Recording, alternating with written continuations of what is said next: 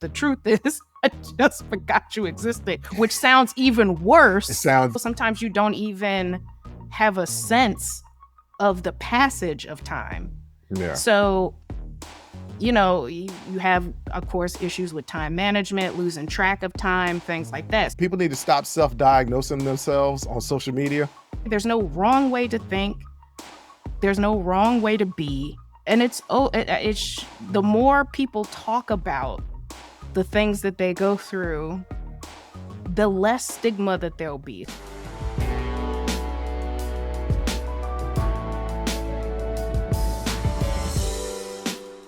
I care about people very deeply, and I know that when I finally see them again. Right. But it's just the way my mind works.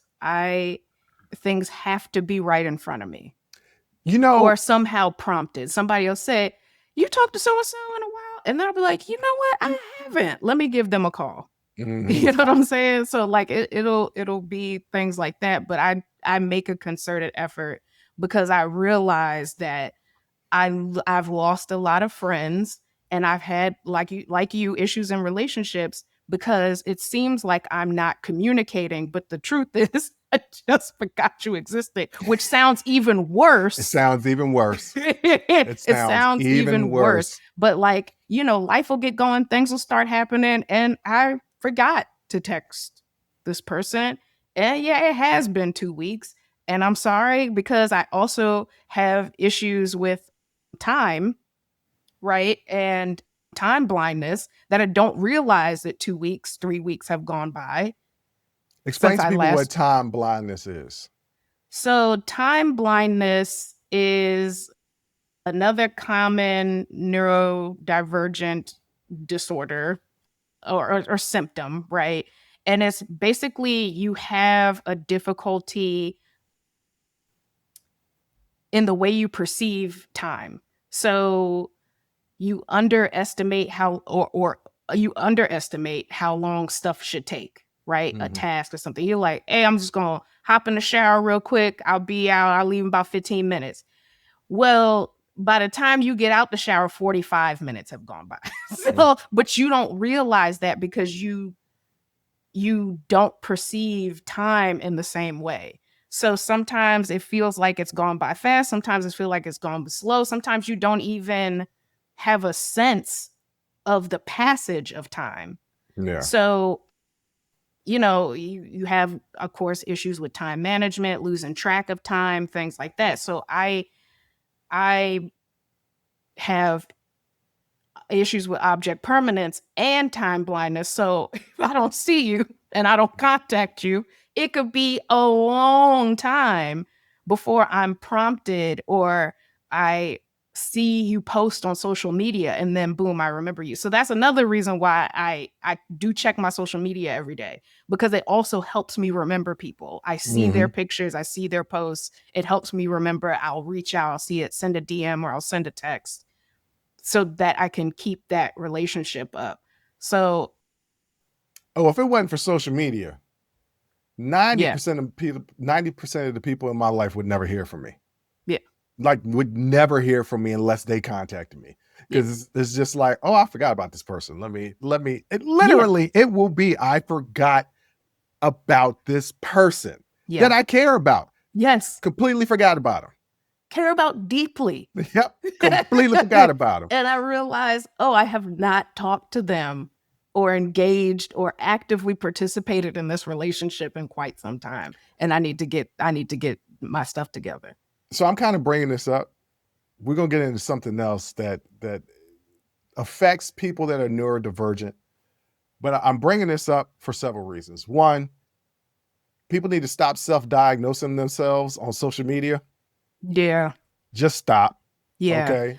Go to a therapist. If a therapist diagnose you with neurodivergent, whatever, those things fall under the umbrella because it's a lot. ADHD, OCD, autism, there's a lot.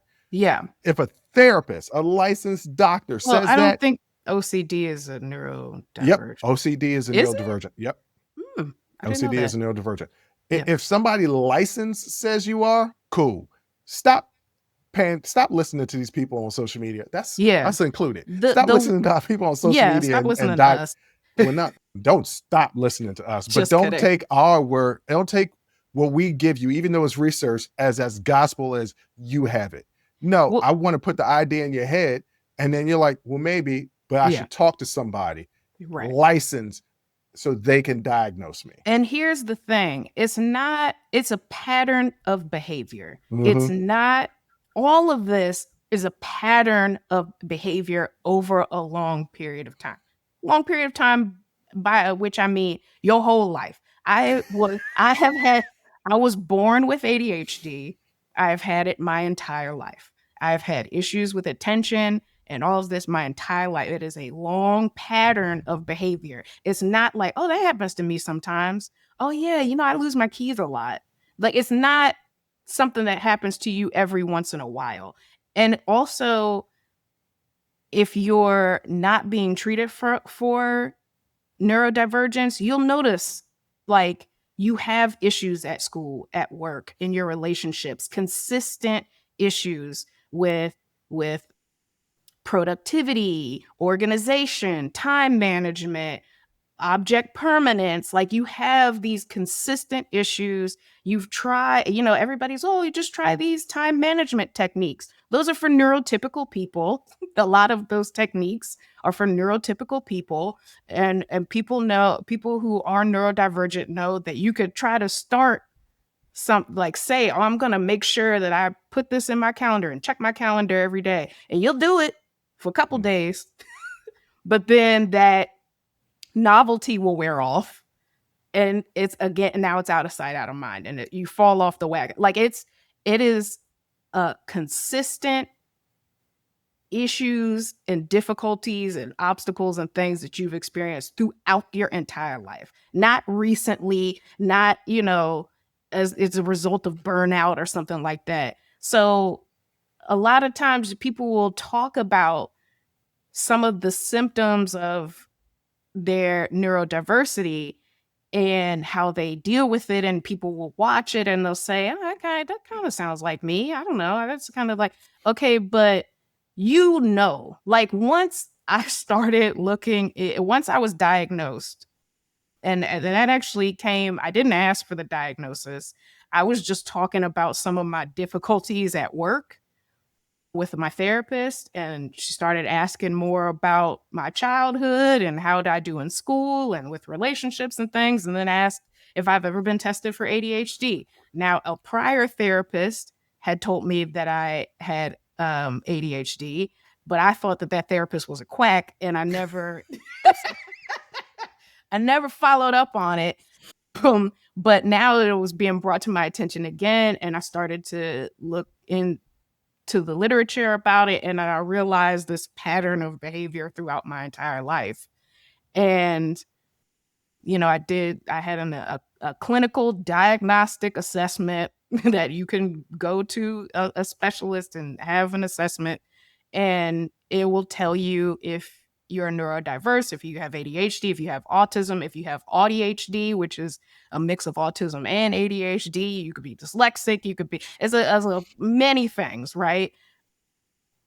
But you got to get into and get a real clinical diagnosis for it, and it has to be a long pattern of behavior throughout your life. And not just you. If you're a parent, don't not get your kids tested because you don't want them to have some stigma attached to them. Right. Because that's doing more harm to them than you helping them. Yeah, it's setting them back. It's setting them back, and it affects their self-esteem and sense of self-worth. Like for a long time, I thought I was lazy. People used to tell me, you got the attention of a gnat. Like, I remember exactly who used to say that. Yes. Whenever I was given a task to do, our mom would call telling me to take the chicken out the freezer. It never happened. No. Never. It never, something shiny would catch my attention, and it never happened. And there were just the difficulties I had in school. I mean, I was very lucky that I picked things up quickly because I had the damnedest time trying to sit and study because I couldn't sit still. I couldn't concentrate. I would read the same word, the same sentence over and over again. And so it's like I said, it's an entire pattern of behavior throughout your life. And to not acknowledge it, especially when you see it in your children or loved ones or something like that, and not doing anything about it, is just they're just gonna misinterpret it as something lacking on their part. And a lot of my issues with anxiety stem from being neurodivergent. The early, when I was younger, the issues with my self-esteem and self-worth stemmed from being neurodivergent. So yeah, when you see it, and honestly, look, some people are neurotypical and some people are neurodivergent. Because you know why? Because humans are different. We're all different. And we not everybody works the same way. Not everybody thinks the same way. There's no wrong way to think. There's no wrong way to be. And it's the more people talk about the things that they go through, the less stigma that there'll be. So that's why I don't have a problem. I had a sign on my desk that said neurodivergent, there's no wrong way to think. Like, I let people know I am neurodivergent. Sometimes I need more explanation of things. Sometimes I have to take copious notes. I have to put stickies everywhere. I have to do this. Like, I have to work a little differently. Nothing wrong with it. I just need you to know I work a little differently. Join the conversation and follow the Unsolicited Perspectives podcast on Apple, Spotify, or wherever you get your audio podcasts.